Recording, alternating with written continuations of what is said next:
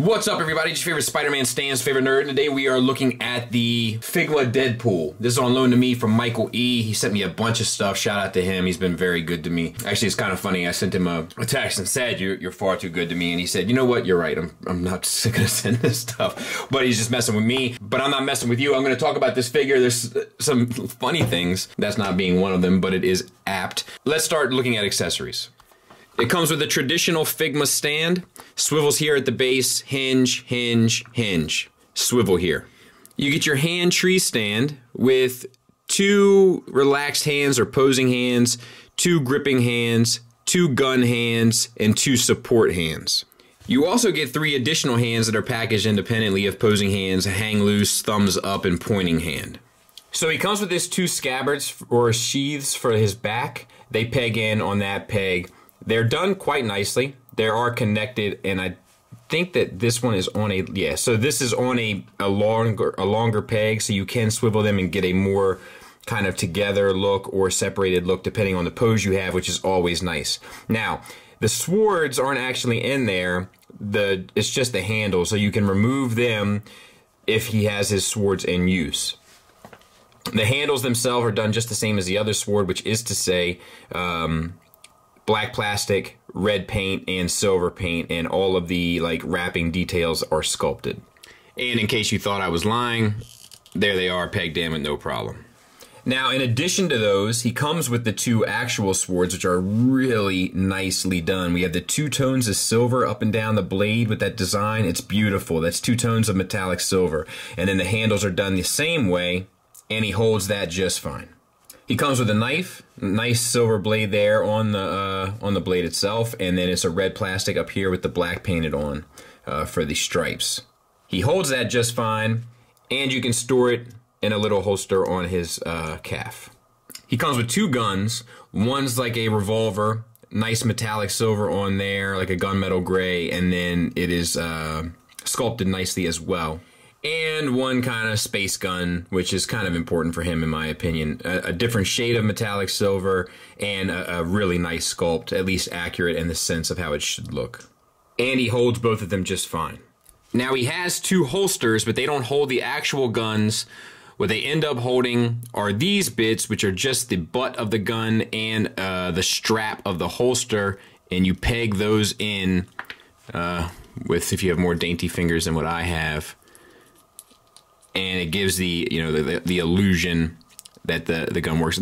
I think this sort of stuff bothers some people. It doesn't bother me. I think it's a decent enough workaround.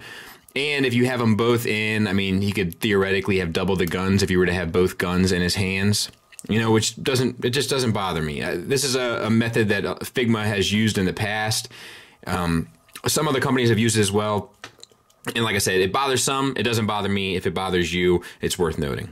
And lastly, he comes with 2 different faces, both kind of, you know, typical Deadpool expression faces. So now let's look at the figure. And for the sake of review purposes, I've taken off the front face, which is how you swap out the faces, so that you can see that it's a typical Figma ball hinge that goes into a ball peg at the top to a ball hinge. So it works fairly well, and then it's another ball peg going into a ball hinge, going into an additional ball peg at the neck. With both of those systems in play, you get the head all the way down to there, all the way up to there in the swivel. Now, I think that works just fine. That does create some gappage. It's not a big deal to me. If it's a big deal to you, you can get it right about to there. You lose pretty much all the up. You still get the good bit down. So we have shading on the red, and we have black paint and white paint for the face, black and silver for the neck. And look, let's talk about this real quick. This might be a cultural thing. I'm not entirely sure. That is a little man. Like, that is a very skinny man. Now, Liefeld drew him at times to be very skinny, but when Deadpool kind of became a character of his own, he was a much more beefy character. So that's a little strange. Moving down the chest, I feel like the straps are a little strange. Like the way that they curve in like that, like the sculpt of them around, like it almost makes it look like he has breasts. It's just an odd look. Continuing on, we still have red with the shading on it.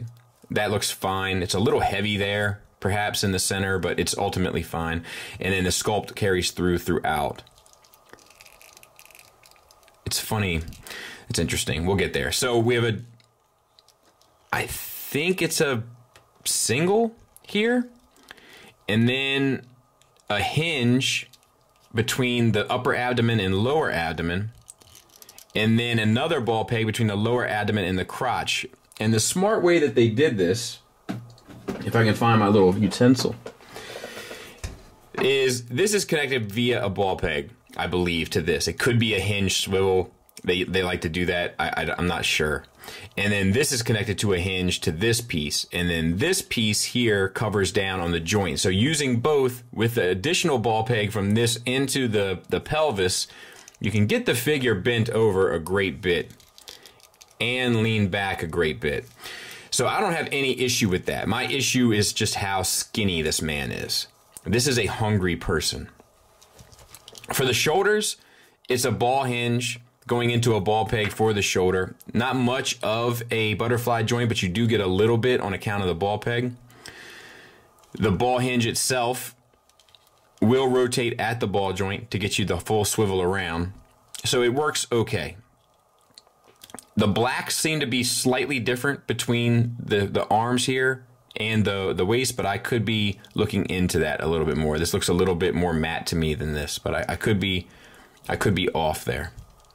And then we have a disc hinge, or a ball hinge rather, for the elbow, single joint that gets you the bend, which will also get you a forearm swivel if you need that. Wrist swivel on a ball, nope, it's a ball hinge.